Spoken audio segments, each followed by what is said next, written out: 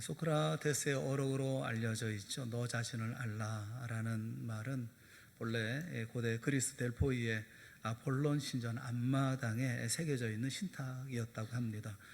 신전 앞마당에 그 말을 새긴 것은 신전에 들어오는 모든 사람들이 꼭 읽고 또 기억하기를 바라서이기 때문이었죠. 여기 너 자신을 알라라는 말은 흔히 우리가 이해하는 것처럼 내 주제를 파악하라 그런 의미가 아닙니다. 내 자신을 알라라는 말은 인간이 영혼을 가진 위대한 존재라는 사실을 스스로 기억하고 거기에 어울리게 처신하라라는 의미를 가지고 있죠. 예수님이 우리에게 말씀하셨어요. 하나님의 자녀로서 마땅치 않은 염려하고 있는 그런 이들에게 우리가 누구인가? 우리가 바로 하나님의 소중한 존재이고 하나님의 자녀, 하나님의 아들, 딸임을 알라, 깨달으라 라고 말씀하고 계시죠. 특별히 26절과 32절 말씀해 보면 너희 하늘 아버지께서 그렇게 말씀을 하셔요. 너희 하늘 아버지. 본문에도 공중의 새를 보라 이렇게 말씀하는데 이 보라라는 엠블레사테라는 이 말씀은 그 육신의 눈으로 보라 이런 의미가 아닙니다. 이것은 의도를 가지고 보거나 눈에 보이는 사물에 대해서 진지하게 생각하는, 사색하는 것을 가르쳐 얘기하는 것이죠. 생각하면서 보라는 거죠. 이 공중의 새를 볼 때 그 새를 보면서 의미를 생각하면서 관찰하고 거기서 깨달음을 얻으라라는 것입니다.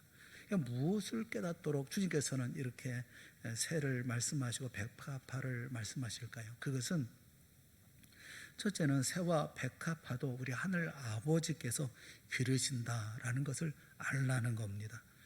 26절 말씀을 보면 공중의 새를 보라 그렇게 말씀하죠. 공중의 새가 어떻습니까? 심지도 않고 거두지도 않고 창고에 모아들이지도 아니하되 너희 하늘 아버지께서 기르시나니 너는 이것들보다 귀하지 아니하냐. 새들을 보면서 우리가 하나님이 새를 어떻게 키우시는지 어떻게 기르시는지 그리고 그에 비교할 바 없는 우리들은 어떻게 대하시는지 좀 깨달으라 그렇게 말씀하는 거죠. 일반적으로 전 세계의 새는 한 9천 종 정도가 있다고 그럽니다. 새들은 안 사는 곳이 없죠. 뭐 사막에도 있고 뭐 정글에도 있고 뭐 도시에도 있고 어디든지 있죠. 남극과 북극에도 새들이 있죠. 어느 지역이든지 다 새들이 살고 있습니다. 뭐 새의 크기도 아주 다양하죠. 제일 작은 새는 쿠바가 원산지인 콩볼새라고 그래요. 부리 끝서부터 꼬리 끝까지의 길이가 5.7cm, 5.7cm면 아주 작죠. 그리고 몸통도 2.5cm, 그거밖에 되지 않는다는 겁니다. 타조의 몸무게가 200kg이나 나간다고 그래요. 그런데 콩볼새의 몸무게는 약 1.6g밖에 나가지 않는다고 그럽니다. 새들은 아주 다양하죠. 큰 새도 있죠. 알바트로스라고 하는 세계에서 제일 큰 새는 날개를 펼치면 3.7m나 된다고 하는데 거기에 비할 바가 아닌 새도 있죠. 하여튼 이 지구상에는 9,000여 종류의 새가 산답니다. 그 피터 윈터라고 하는 조류학자가 있어요. 그분은 지구의 6대주를 100번 정도 이렇게 탐험하면서 새들을 관찰했는데 그 새를 관찰한 것이 7,200종류의 새들을 관찰했다. 그렇게 기록을 하고 있습니다. 포브 스레칭커라고 하는 그런 그 조류학자도 있는데 이분도 평생 8,000종류의 새는 보았다. 보통 9,000종류의 새가 있다고 하는데 8,000종류 정도까지는 제가 목격했다 이렇게 말합니다. 여러분 그런데 이 지구상에 있는 모든 새를 다 본 분이 계시죠? 그분은 말할 것도 없이 창조주 하나님이십니다. 시편 50편 11절에 보면 그렇게 말씀해요. 산의 모든 새들도 내가 아는 것이며 산에 있는 모든 새들도 다 내가 안다 말씀하죠. 들의 짐승도 내 것이미로다 말씀을 해요. 아는 것만 아닙니다. 하나님은 공중에 나는 참새 한 마리도 직접 관리하신다 말씀하시죠. 그래서 주님의 허락 없이는 그 새 한 마리도 땅에 떨어지지 않는다 그리 말씀하십니다. 누가복음 12장 6절과 7절 말씀해 보면 참새 5마리가 2아사르온에 팔리는 것이 아니냐. 그러나 하나님 앞에는 그 하나도 잊어버리시는 바 되지 아니하는도다 말씀해요. 참새 5마리가 2아사리온에 팔린다, 이렇게 말씀하시는데 마태복음 10장 29절 말씀해 보면 참새 2마리가 1아사리온에 팔리지 않느냐. 참새 한 아사리온에 참새 2마리라는 거죠. 그런데 2아사리온에 참새 5마리라는 겁니다. 그럼 한 마리는 뭐죠? 덤으로 주는 거죠. 2아사리온을 주고 사니까 4마리 줘야 되는데 한 마리는 덤으로 5마리를 준다라는 거예요. 근데 그 다음에 이어지는 말씀을 보면 그러나 너희 아버지께서 허락하지 아니하시면 그 하나도 덤이 되는, 덤으로 주는 그 참새 한 마리도 땅에 떨어지지 아니하리라, 그렇게 말씀을 해요. 당시 참새는 가난한 사람들이 싼 값에 구입해서 먹을 수 있는 육류였습니다. 참새 2마리가 1아사리온에 팔린다고 했는데 1아사리온은 당시 노동자들의 하루 품삯인 1데나리온의 16분의 1의 가치를 가지고 있습니다. 그러니까 노동자 하루 품삯으로 약 40여 마리의 참새를 살 수가 있는 것이죠. 거기다 더 물어주면 더 40여 마리, 그보다 더 많이 얻을 수 있지 않겠습니까? 사람들이 볼 때 별로 가치 있는 그런 새는 아니에요. 그럼에도 불구하고 하나님이 허락하지 않으면 한 마리도 땅에 떨어지지 않는다라는 겁니다. 왜냐하면 그 한 마리조차도 하나님이 돌보시기 때문에 그런 거죠. 종교 개혁자인 마틴 루터는 산상수훈 설교에서 주님은 당신의 손으로 만드신 수없이 많은 새들을 매일 먹여주시고 살찌워 주신다, 이렇게 설명을 했어요. 여러분, 자유롭게 하늘을 날아다니는 그 새 한 마리, 그 넘치는 생명력, 그 어디서 오는 걸까요? 그 새들만 아니라 만물의 생명은 그것을 창조하실 뿐만 아니라 살아있게 하시는 하나님으로부터 나오고 또 하나님 때문에 그 생명은 지속되는 것이죠. 예수님은 또 28절에 보면 들의 백합화가 어떻게 자라는가 생각하여 보라, 수고도 아니하고 길쌈도 아니하느니라 말씀을 하십니다. 팔레스타인 지방에서의 백합화라고 하는 것은 흔히 볼 수 있는 여러 해 살이 풀입니다. 이것은 언제든지 야궁에 던져질 수 있는 들풀이죠. 가치가 없는 들풀입니다. 지구에 수많은 꽃들이 있죠. 사람들이 보면서 참 아름답다, 이 봄에 피는 꽃을 보고 또 그리고 여러 꽃들을 보면서 우리가 꽃 전시회도 하고 참 감탄하는 꽃들이 있는데 실제로 그런 꽃들은 극소수에 지나지 않습니다. 찾는 사람이 없는 깊은 골짜기에도 계절이 돌아오면 어김없이 수많은 꽃들이 피었다가 집니다. 아무도 모르게 피었다가 지는 그 꽃들의 의미는 뭘까요? 사람의 육안으로 볼 수 있는 별, 사람의 눈으로 볼 수 있는 별은 6,000개 정도라고 합니다. 그런데 천문학자들에 의하면 실제로 우리 은하계 안에 약 4조 개의 별들이 있다고 그렇습니다. 그렇게 얘기들을 합니다. 그 우주의 지평선 안쪽, 인간이 관측할 수 있는 범위, 그 우주의 안쪽에만 우리 같은 은하계가 1,000억 개 이상 존재한다고 그래요. 그러니까 우주 공간에 있는 우리 눈에 보이지 아니하는 그 별들의 존재 의미는 뭘까요? 여러분,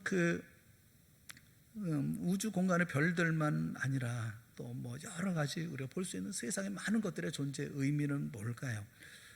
어떤 사물의 가치라고 하는 것은 우리가 보고 우리가 감탄하고 우리가 인정하고 하는 것에 달려있지 않습니다. 하나님이 보고 계시기 때문에 거기에 의미가 있는 것이죠. 이름 없이 피었다가 지는 수많은 꽃들, 그 먼 우주 공간에 생겼다가 사라지는 별들, 또 깊은 바닷속에 헤엄치다가 사라지는 이름 없는 물고기들, 하나님이 다 아시고 사랑하시고 돌보십니다. 창세기 1장 31절 말씀해 보면 하나님이 지으신 그 모든 것을 보시기에 심히 좋았더라. 저녁이 되고 아침이 되니는 6째 날이니라 말씀하고 있어요. 이것이 모든 피조물들의 의미죠. 심히 좋게 보십니다. 보실 뿐만 아니라 사랑으로 돌보고 계시기 때문에 그것들은 모두가 다 하나님을 찬송하는 크고 작은 악기들인 것이죠. 하나님이 지으신 모든 것은 그래서 가치가 있고 아름답습니다. 하나님은 이렇게 세상의 모든 만물을 다스리시고 섭리하시고 돌보시고 그리고 사랑으로 보호해 주십니다. 이것을 말씀하시면서 주님이 말씀하는 거예요. 공중에 나는 새를 보라. 심지도 않고 거지도 않고 창고에 모아들이도 아니하지만 아버지가 기르신다. 그런데 너희는 이것들보다 귀하지 아니하냐 라고 묻고 계시는 거예요.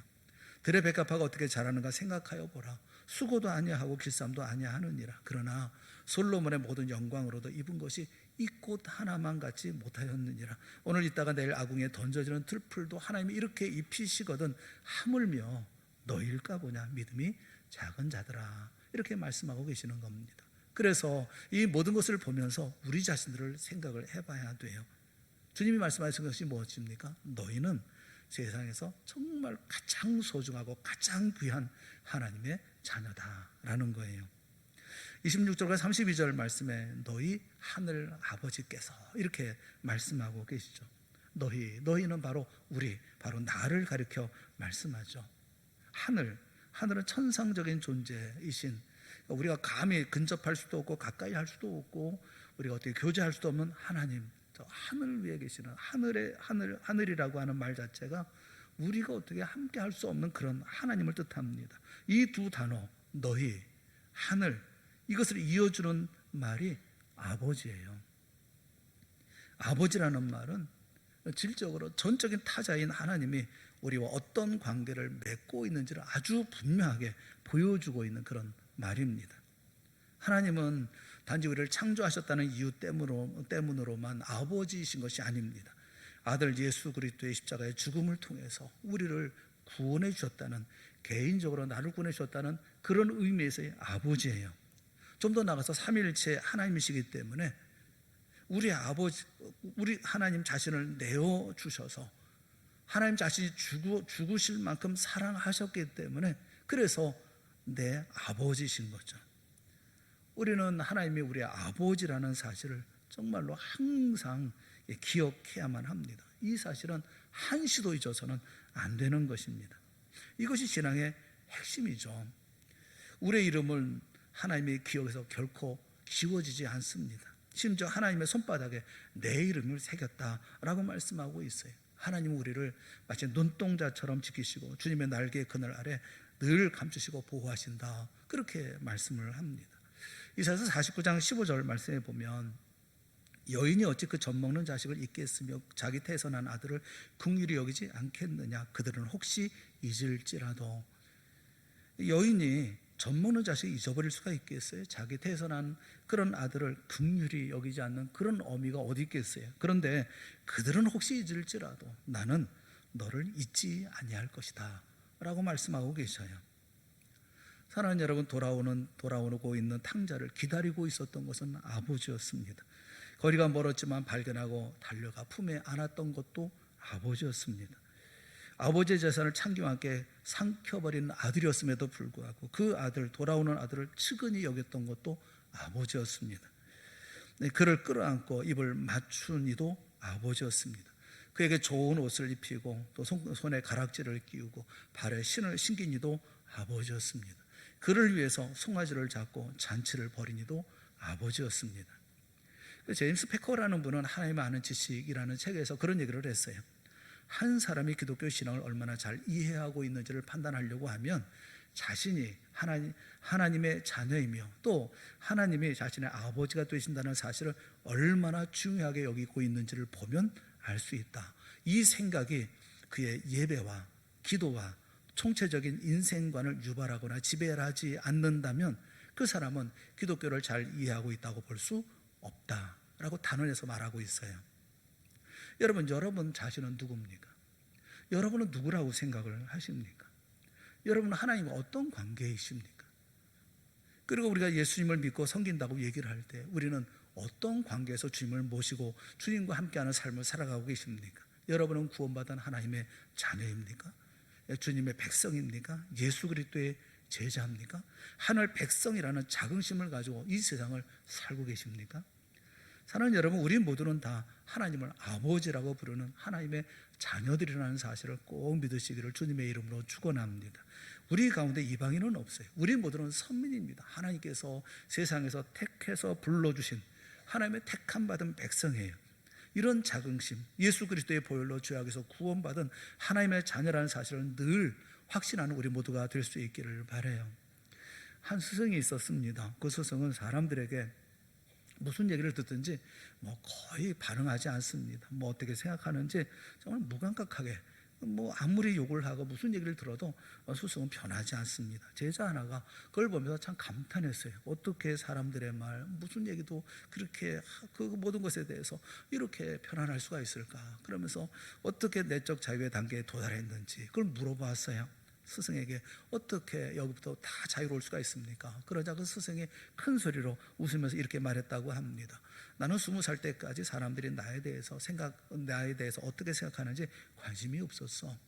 20이 지난 후에 나는 끊임없이 이웃들이 생각하는 것에 대해서 걱정을 했지, 사람들이 나를 뭐라고 얘기하는지, 사람들이 나를 어떻게 생각하는지 이렇게 늘 걱정을 했어. 그런데 그 50살이 지난 어느 날 갑자기 나는 그들이 나에 대해서 거의 생각하지 않는다는 것을 깨달았어. 다른 사람들, 세상에 많은 사람들은 내가 생각하는 것보다 훨씬 더 나를 기억하지 않습니다. 뭐 큰 이슈가 되어서 온 나라가 떠들썩하다가도 시간이 지나가면 잠잠해지는 거 보면서 우리 민족의 특성 뭐 이렇게 얘기하는 분이 계시는데, 그 우리 민족의만의 특성이 아닙니다. 사람은요, 자신 외에 그렇게 남에게 관심이 없습니다. 중요한 것은 내가 나를 어떻게 보느냐라는 것이지, 남이 나를 어떻게 보느냐 하는 것은 중요하지 않아요. 하나님은 아버지라고 부르는 하나님의 자녀라는 확신을 가지고 나를 보고 계십니까? 다른 사람이 보는 내가 아니라 내가 보는 나는 누구냐라는 거예요. 선민입니까? 아니면 이방인입니까? 예수님이 32절에 이는 다 이방인들이 구하는 것이다, 이는 다 이방인들이 구하는 것이다 라고 선을 딱 그어서 말씀을 하십니다. 이방인들이 구하는 게 뭡니까? 31절 그 전에 말씀하고 있죠. 무엇을 먹을까? 무엇을 마실까? 무엇을 입을까? 하지 말라. 이방인들은 무엇을 먹을까? 무엇을 마실까? 무엇을 입을까? 이렇게 염려하며 산다는 거예요. 스펄전은 그런 얘기를 했어요. 먹고 마시고 입는 문제는 세상 염려의 삼위일체다, 그런 얘기를 했어요. 우리 한국 사람들은 조금 다른 것 같아요. 입고 먹고 그다음에 우리가 사는 집 문제, 의식주, 그 염려가 우리 한국 사람들의 삼일체가 아닐까, 그런 생각이 듭니다. 집 문제 때문에 걱정이 참 많이 있는 것 같아요. 많은 사람들이 이것만 해결되면 다 되는 줄 압니다. 그래서 이런 염려에 매달리죠. 이 염려라는, 이 메림나오라는 말은 이게 찢어진다, 갈라진다, 분열한다, 이런 것을 말해요. 마음이 온통 갈기갈기 찢어지는 것이 염려라는 것입니다. 먹는 문제 때문에 마음이 찢어지고, 마시는 문제 때문에 마음이 찢어집니다. 입는 문제 때문에 갈라지고, 또 사는 집 문제 때문에 마음이 아프고 막 갈라집니다. 이게 염려인 것이죠. 예수님이 그렇게 말씀하십니다. 목숨이 음식보다 중하지 아니하냐, 몸이 의복보다 중하지 아니하냐 라고 묻고 계셔요. 세상에 우리 목숨보다 더 중요한 게 뭐가 있어요? 온천한 모든 걸 다 얻는다 할지라도 목숨을 잃는다고 한다면 무엇이 유익하겠어요? 그런데 목숨 문제, 영혼 문제보다 세상에 있어도 되고 없어도 되는 육적인 문제 때문에 염려하고 골몰하는 사람들이 의외로 많습니다. 여러분들 혹시 기억하십니까? 선풍기 아줌마라는 별명을 가지고 있었던 어떤 여인을 여러분 기억하십니까? 얼굴이 흉할 정도로 일그러지고 붓고 그리고 커진 그런 여성 이야기입니다. 이 여성은 20대 때 사진을 보면 상당히 그 예쁜 얼굴을 가지고 있었다는 생각이 들어요. 그런데 더 예뻐지고 싶어서 불법 성형 시술로 얼굴을 망친 그런 여인이었습니다. 참 답답하고 안타까운 일이 아닐 수가 없어요. 자신의 얼굴에, 멀쩡한 얼굴에 실리콘을 주입하고 고급료 파라핀을 주사하고 또 콩기름을 주사해서 얼굴을 엉망으로 변형시켰습니다. 이 때문에 나중에 정신분열증까지 생겼다고 그래요. 외모지상주의가 얼굴만 아니라 삶과 인생을 다 망쳐버리고 말았죠. 외모만 그럴까요? 성공지상주의는 없나요? 실력, 능력지상주의는 없나요? 학생들 가운데는 성적지상주의는 아닌가요? 1등 더 많이 우리가 가지고 있는 것이 아닙니까? 베드로전서 1장 24절과 25절 말씀에 우리가 좀 명심하고 좀 새겨들어야 할 말씀이 있어요. 우리 한번 다 같이 읽어봅시다. 시작. 그러므로 모든 육체는 풀과 같고 그 모든 영광은 풀의 꽃과 같으니 풀은 마르고 꽃은 떨어지되 오직 주의 말씀은 세세토록 있도다. 아멘. 모든 육체는 풀과 같고 그 육체의 모든 영광은 풀의 꽃과 같은데 풀은 마르고 꽃은 떨어지는 거예요. 우리의 삶이 무엇에 집중해야 할 것인지 현명하게 살아야 되지 않겠습니까? 그러니까 2세기의 전승에 의하면 바울은 참 못생겼다, 그렇게 얘기를 해요. 바울은 키도 작고 뭐 추하기까지 했다고 합니다. 대머리에 또 눈썹도 짙고 다리는 굽었고 또 매부리 코였다고 합니다. 바울은 인간적으로 참 매력이 없는 그런 사람이었던 것 같아요. 바울이 결혼을 안 했죠. 결혼을 안 한 게 아니라 못한 게 아닐까 하는 생각이 들 정도입니다. 그런데 바울의 염려는 키 크는 게 아니었습니다. 멋있어지는 것이 아니었습니다. 바울의 염려는 육체적인 이 세상의 것이 아니었어요. 그는 하나님의 나라를 염려했습니다. 영혼 구원을 염려했습니다. 복음의 증거를 염려했습니다. 바울은 고린도후서 7장 10절에 보면 하나님의 뜻대로 하는 근심은 후회할 것이 없는 구원에 이르게 하는 회개를 이루는 것이죠. 그러니까 근심하는 게 이 회개해서 그가 구원에 이르게 되어지는 이런 일들을 하나님의 뜻대로 하는 근심이다라고 얘기를 합니다. 반면에 세상 근심은 사망을 이루는 것이니라 라고 말하고 있어요. 염려하고 걱정하면서 아무리 잘 먹고 잘 마시고 뭐 잘 입어도 결국은 죽습니다. 세상 근심은 사망에 이르게 될 뿐인 거예요. 세상 근심을 하면서 살다가 그렇게 살다가 결국은 죽습니다. 하나님의 선하심을 맛본 사람은 자신이 얼마나 소중한 존재인지를 압니다. 비록 세상이 하찮게 보이고 세상에 많은 사람들이 나를 잘 알지 못한다 하더라도 자신이 하나님 때문에 소중한 존재가 되었다는 사실을 압니다. 요한일서 3장 1절 말씀에 보면 보라, 아버지께서 어떠한 사랑을 우리에게 베푸사 하나님의 자녀라 일컬음을 받게 하셨는가 라고 외칩니다. 이 사랑의 확신으로 내게 주어진 한 번밖에 없는 인생을 여러분 주도적으로 하나님의 자녀로 주도적인 인생으로 살아갈 수 있기를 주님의 이름으로 축원합니다. 자신의 가치를 다른 사람과의 비교 속에서 찾으려고 하지 마십시오. 하나님은 나를 보십니다. 이 온 세상 속에서 마치 티끌처럼 의미가 없는 것처럼 보여진다 하더라도 하나님은 그러다 하더라도 나를 보십니다. 나만을 보십니다. 30절에 보면 오늘 있다가 내일 아궁이에 던져지는 들풀도 하나님이 이렇게 입히시거든 하물며 너희일까 보냐 믿음이 작은 자들아. 하나님의 아들 딸들이여 하나님의 자녀로 하여금 하나님의 자녀로서 다시금 분연히 일어나는 우리 모두가 될 수 있기를 주님의 이름으로 축원합니다. 내 아버지가 누굽니까? 하나님이 내 아버지십니다. 하나님을 아버지로 가져간 사람은 하나님의 자녀답게 삶을 살아야 합니다. 한 가지 더 우리가 생각해 볼 것은 그러기 때문에 하물며 너일까 보냐라고 말씀하시는 그 말씀을 좀 더 생각을 해보려고 그래요. 하나님의 자녀임을 확신하는 사람은 하나님이 모든 것을 채워주실 것이기 때문에 염려하지 않습니다. 염려는 이방인들이 하는 것입니다. 예수님 32절에 너희 하늘 아버지께서 이 모든 것이 너희에게 있어야 할 줄을 아시느니라 라고 말씀하세요. 너희 하늘 아버지가 이 모든 것 누구에게 있어야 할 줄 아십니까? 우리에게, 내게 있어야 할 줄을 아십니다. 하나님은 나의 아버지가 되셔서 우리에게 필요한 모든 것을 아시고 채워주십니다. 그렇기 때문에 염려할 이유가 없어요. 아버지가 재벌이고 부자인데 아들이 돈 걱정하면 되겠습니까? 아버지가 의사인데 내 병 때문에 이거 걱정하고 있으면 되겠어요? 뭐 이런 예도 뭐 그럴 수 있을 수가 있겠다는 생각이 들어요. 아버지가 디자이너라고 하면 옷을 걱정하는 자식이 어디 있겠어요? 아버지가 다 만들어주지 않겠어요? 사랑하는 여러분, 아버지가 하나님이신데 뭘 그렇게 걱정을 하셔요? 그 헬라어 원문으로 말씀드리는 것에 대해 용서해 주세요. 왜냐하면 이 말씀을 원문으로 보면 더 뜨겁기 때문에 그래요. 여기 이방인이라고 얘기하고 있는 에스노스라고 하는 이 이방인이라는 의미가 뭐냐면 사마리아 사람, 가나안, 일곱 족속 이런 것을 가리켜 얘기를 합니다. 그러니까 좀 하찮은, 하나님과는 상관없는 아주 뭐 형편없는 그런 이방인, 이런 사람들을 이방인이라고 말하는데 이방인들은 구합니다. 에피제테오라고 하는 이 구한다는 말은 찾는다, 요구한다 이러는 거예요. 세상을 향해서 요구하고 뭘 찾아다니고. 그러니까 이 이방인들은 이 세상 사람들이 뭐 가나안 족속들 이런 족속들은 그냥 뭐 자기가 원하는 걸 찾아 이렇게 요구하고 다닌다는 겁니다. 그렇게 말씀하시고 그 다음에 나오는 첫 단어가 오이덴, 오이다라는 말인데 안다. 그 다음에 나오는 단어는 호파테로 휘먼, 호우라노이스. 호파테로 아버지란 말이거든요. 휘먼 우리의 아버지, 호우라노이스 하늘이란 말입니다. 그러니까 하늘 우리 아버지가 안다. 뭘 안다는 겁니까? 크레제테 두톤 하판톤. 하판톤이라는 하파스라는 말은 모든 거 전부 그것을 얘기를 합니다. 크레조라는 것은 필요로 하는 거, 우리가 원하는 거, 그 원하는 모든 거, 필요로 하는 모든 것을 다 아신다라는 거예요. 그거 아십니다. 누가 압니까? 하늘 우리 아버지가. 무엇을 아십니까? 우리가 필요로 하는, 우리가 원하는 모든 것을 아신다. 그렇게 말씀하고 있어요. 여기 안다라는 오이덴이라는 말은 완료형으로 되어 있습니다. 완료라는 말은 이미 알고 있다는 거예요. 하나님은 어떻게 내게 해야 할 것인지 벌써 알고 있다라고 말씀하고 완료형으로 말씀하고 있는 거예요.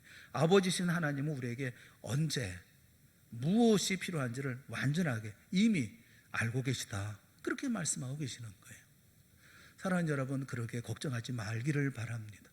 내가 걱정하기 전에 주님께서 내 앞에 무엇이 필요한지, 내가 무엇이 있어야 하는지 이미 아시고 준비하고 다 우리에게 필요한 것으로 채워주시는 분이라는 사실을 꼭 믿는 우리 모두가 될 수 있기를 주님의 이름으로 축원합니다.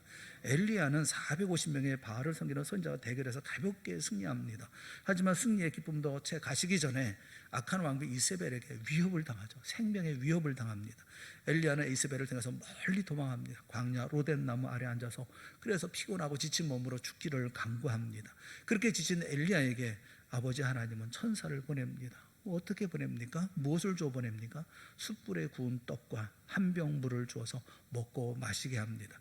그 음식물의 힘을 의지해서 40주 40야를 가서 하나님의 산 호렙에 이르러 하나님을 만나 뵙니다.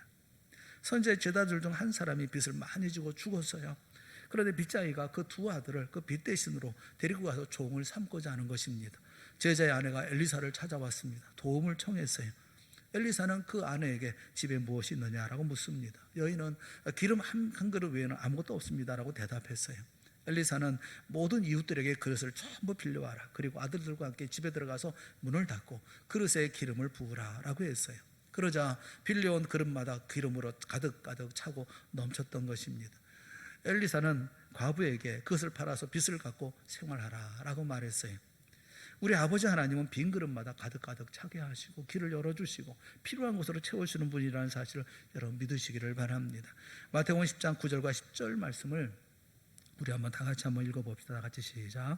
너희 전대에 금이나 은이나 동을 가지지 말고 여행을 위하여 배낭이나 두버롯이나 신이나 지팡이를 가지지 말라. 예수님이 하신 말씀이에요.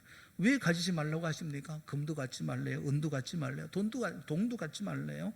여행을 위해서 배낭이나 두벌옷이나 신이나 지팡이도 갖지 말라고 합니다. 왜 가지지 말라고 합니까? 그 다음에 이렇게 말씀하세요. 이는 왜냐하면 일꾼이 자기가 먹을 것을 받는 것이 마땅하기 때문이다, 그렇게 말씀하셔요. 하나님이 하나님의 사람, 하나님의 자녀, 하나님의 일꾼인 우리에게 무엇이 필요한지를 다 아시고 채워주실 것이기 때문에, 그리고 그런 것이 마땅한 일이기 때문에 예수님은 마땅하다고 말씀하고 계세요. 헤로드 스테판스라고 하는 분은 그래서 그런 얘기를 합니다. 염려와 관심의 사이에는 커다란 차이가 있다.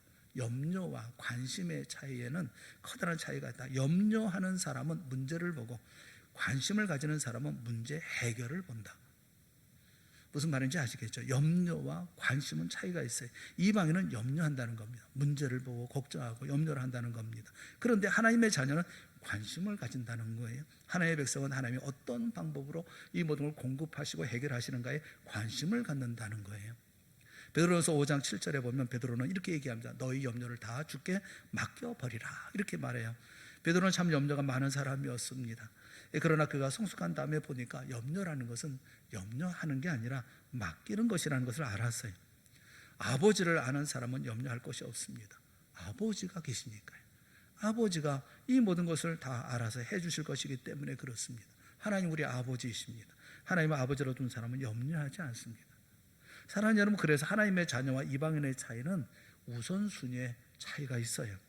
우선순위 때문에 선민과 그리고 이방인이 구별됩니다.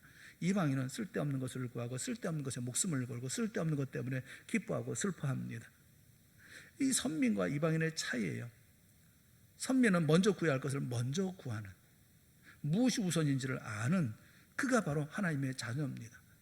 그 나라와 그 의의를 물질보다 우선합니다. 그 나라와 그 의의를 지식이나 학문보다 우선합니다. 그 나라와 그 의의를 능력보다 우선합니다. 그 나라와 그 의의를 우리의 명예나 인격보다도 우선합니다.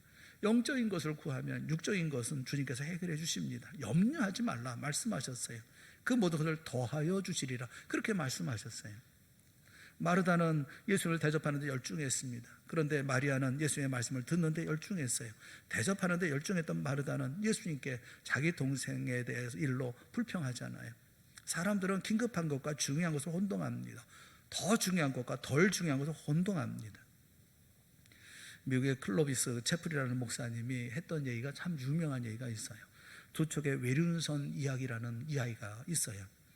두 배가 멤피스를 출발해서 미시시피 강을 따라서 뉴 올리언즈를 향해서 올라갑니다. 이 빠른 배를 타고 가고 있었던 선원들이 느린 배를 타고 있는 선원들을 보면서 비웃습니다. 느린 배의 선원들은 그 이야기를 듣고 화가 나서 더 빨리 가려고 애를 썼어요. 결국 두 배가 시합을 하게 되었습니다. 그 중에 한 배가 뒤로 처지기 시작했어요. 그 배는 연료가 목적지 가기에 충분했지만 더 빨리 가기 위해서 선장은 배의 화물들을 태우기 시작했습니다. 배는 빨라졌죠.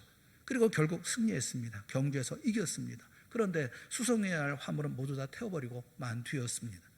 세상의 경주라는 게 그런 거잖아요. 1등을 하기 위해서 연료만 태웁니까? 싣고 있던 화물을 태워버립니다. 화물만 태우지 않습니다. 배 안에 모든 것을 태워버립니다. 어느 것이 중요한가를 알지 못하고 맹목적으로 정신 차릴 겨를도 없이 빨리 달리고 있지 않습니까? 인생의 승리는 빠르게 가는 것이 아니라 바르게 가는 데 있습니다. 멋있게 가는 게 아니라 확실한 방향으로 가는 데 있습니다. 가정을 신방할 때 불편하게 느끼는 것은 예배보다, 말씀보다, 기도보다 불에 올려놓은 밥을 더 신경 쓰신다는 거예요. 뭐 대추 넣고 인삼 넣고 오미자 넣고 뭐 뭘 넣고 끓이는 차에 더 신경을 쓰십니다. 예배보다 식사나 차에 온통 신경이 가 계세요. 우선순위가 잘못된 거죠. 잘 대접하려고 하는 마음이야 고맙게 이를 데가 없습니다만, 그러나 더 기쁜 것이 뭐냐면 열심히 말씀을 듣고 열심히 예배하고 열심히 기도하는 것이 아니겠습니까? 마태복음 6장 31절부터 33절에 있는 말씀을 우리 한번 다 같이 함께 읽어봤으면 좋겠어요. 다 같이 시작. 그러므로 염려하여 이르기를 무엇을 먹을까, 무엇을 마실까, 무엇을 입을까 하지 말라. 이는 다 이방인들이 구하는 것이라. 너희 하늘 아버지께서 이 모든 것이 너희에게 있어야 할 줄을 아시느니라.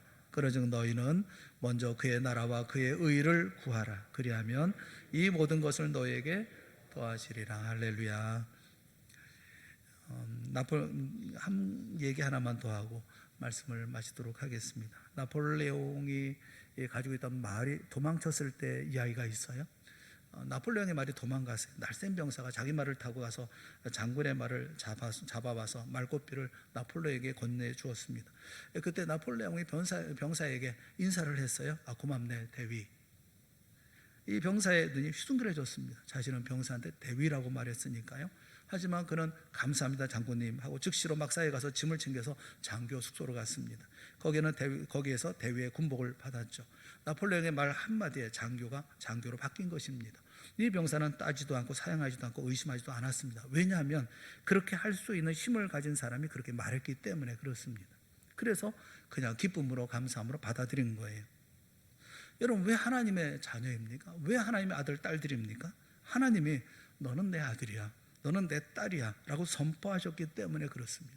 우리는 그냥 기쁨으로 감사함으로 받아들이면 되는 거예요. 왜냐하면 그렇게 말씀하셔도 될 힘을 가진 하나님이 그렇게 말씀하셨기 때문에 그렇습니다. 너는 내 아들이야, 너는 내 딸이야. 그러면 우리는 하나님의 아들인 것이고 하나님의 딸인 것입니다. 왜 선민입니까? 하나님이 너는 내가 택한 족속이야 라고 말씀하시니 선민이 되는 거 아니겠어요? 에베소 2장 19절 말씀에 그러므로 이제부터 너희는 외인도 아니요 나그네도 아니요 오직 성도들과 동일한 시민이요 하나님의 권속이라, 하나님의 가족이라. 하나님의 선포는 우리를 하나님의 백성으로 인정하시는 겁니다. 우리를 하나님의 자녀로, 하나님의 아들로, 하나님의 딸로 인정하시는 겁니다. 그렇다면 이방인처럼 염려하지 말고, 경제 문제 때문에 이런 것 때문에 움츠러들지 말고, 코로나 때문에 주춤거리지 말아야 할 것이 아니겠습니까? 이런 일 때문에 변명하고 핑계해서는 안 되는 거 아니겠습니까? 하나님의 자녀로 당당하게 긍지를 가지고 살아야 되지 않겠습니까? 오늘의 삶을 하나님의 자녀로서 삶을 살아야 하지 않겠습니까? 우리 앞에 모든 염려 주님께 맡기고 모든 것을 아시는 주님이 내게 필요한 것, 내가 원하는 모든 것을 주실 줄로 믿고 아버지를 따라 살아가는 하나님의 좋은 아들, 예쁜 딸들이 되어야 되지 않겠습니까? 사랑하는 여러분, 아버지가 누굽니까? 내 아버지가 누굽니까?